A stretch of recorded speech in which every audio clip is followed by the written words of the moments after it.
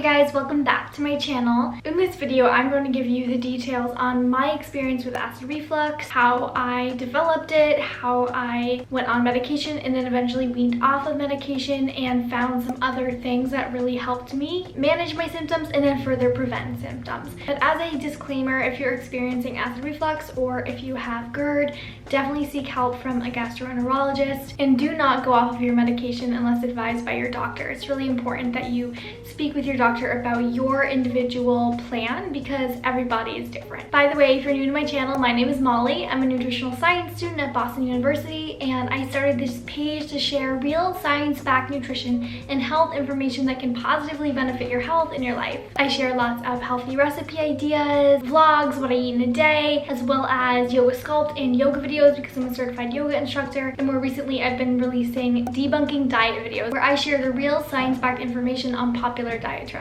But without further ado, let's dive into my acid reflux story. So I started getting acid reflux intermittently when my IBS symptoms started to develop during my sophomore year of college at BU. I think it was partly stress, it was partly not fueling well enough, I really wasn't eating enough, but it wasn't very often. It was maybe like once or twice a week. Then eventually they started to get worse. So I would have acid reflux every day, I would have heartburn, throat pain, stomach pain. So it was gastroesophageal reflux disease, it was reoccurring. Eventually I saw a GI and he put me on a PPI called omeprazole, which is a proton pump inhibitor that can decrease the amount of acid in your stomach. I do want to note that it's really important to know whether or not you have too much stomach acid or too little stomach acid. So acid reflux can be caused by both. If you don't have enough stomach acid, that will cause indigestion and acid reflux. But also if you have too much stomach acid, you can also get acid reflux from that. So talk to your doctor about figuring that out. But for me, I had too much stomach acid. So the PPIs helped for a little bit, but then they started to not help. I was on them for over a year and I was still getting symptoms. Like I would still wake up in the night gagging, almost throwing up. It was really terrible and it was super painful. So the sore throat happened almost every day. So I was exhausted of this. I was frustrated. I couldn't go out with my friends and drink alcohol because alcohol was a big trigger for me. Speaking of triggers for acid reflux, they can be different for everybody, but a few common ones are alcohol, fatty foods, big meals, especially big meals late at night, chocolate, and spicy foods. These foods can loosen the lower esophageal sphincter and cause acid reflux symptoms. Caffeine is another big trigger, and I want to start here because this was the major thing that helped me was cutting out caffeine. And I wasn't even a coffee drinker. I would just drink like 2 glasses of green tea in the morning, and normally it was on an empty stomach. As soon as I cut that out, huge improvements. My stomach pain started to improve, all those things. I just think that maybe having the caffeine on an empty stomach was not a good idea for me, and I'm also very sensitive to caffeine, so that I saw huge improvements in my acid reflux by just cutting out caffeine.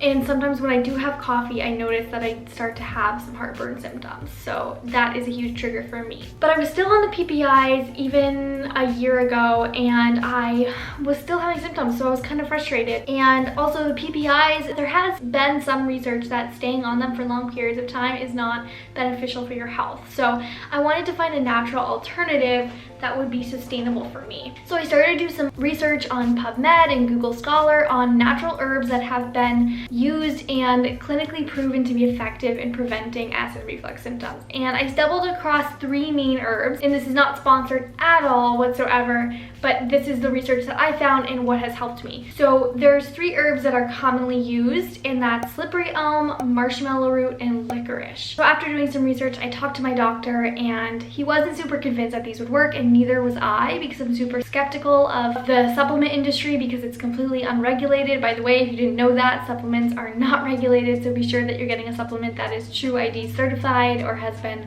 lab tested and verified to have what it says is in there. However, he said I could give it a try, and he said if my symptoms improved, I could start to wean off of my medication. I decided to go with slippery elm and licorice root, and I took those. I got them off Amazon. I'll go into details on brands in a little bit, but I started to take those in the morning before any food because what it does is it lines your GI tract and it increases the mucus on your GI tract, so you don't necessarily feel acid, and it can also inhibit nutrient absorption, so that's why it's important to have it before you have any food. So I took 2 pills of each, slippery elm and licorice root, about 2 hours before I ate. So I'd take them right when I woke up with a full glass of water. And almost immediately I noticed a difference in my symptoms. So I didn't have that burning sensation, my throat pain got better, and those were the first two things that I definitely noticed. So I continued on that for a while until I had no symptoms, which was incredible for me because I hadn't gone a day without symptoms in a very long time. Then I started to wean off of my medication. My omeprazole, I went down to just 1 a day, and I did have a little bit of that acid rebound effect, which is when you start having symptoms again, which is really common when you start to withdraw out of acid reflux medication. But I kept going with my herbs, and eventually I stopped having symptoms. So I stopped taking the omeprazole and made sure it was okay with my doctor, of course, and I just took the herbs for about 3 to 4 months. There's a couple other things I did in addition to taking those supplements. I tried to have small, more frequent meals, and this helps so that you don't have a huge amount of food at one time that your body has to digest, and you might produce a lot of acid to digest. It also helps to have an early dinner. This was huge for me. So having an early dinner and not laying down 2 to 3 hours after I eat was super, super important. Now, after I have been symptom-free for a long time, I can eat a little bit later at night and then lay down, but it's very important if you're having recurring symptoms, try to not lay down for 2 to 3 hours after eating. And I want to show you the brand of slippery elm that I got. This supplement company called Now. I got these on Amazon for like literally $7, and they are a godsend. I still take these. I don't take the licorice anymore because I think that these are more helpful, but I love these. I've recommended them to some of my friends who also struggle with acid reflux, and they swear by them. They also help with constipation. As a side note, it's not like a laxative effect whatsoever, but it just like helps move things along. So I highly, highly recommend just giving it a try if you're struggling with acid reflux. You can take them before a meal.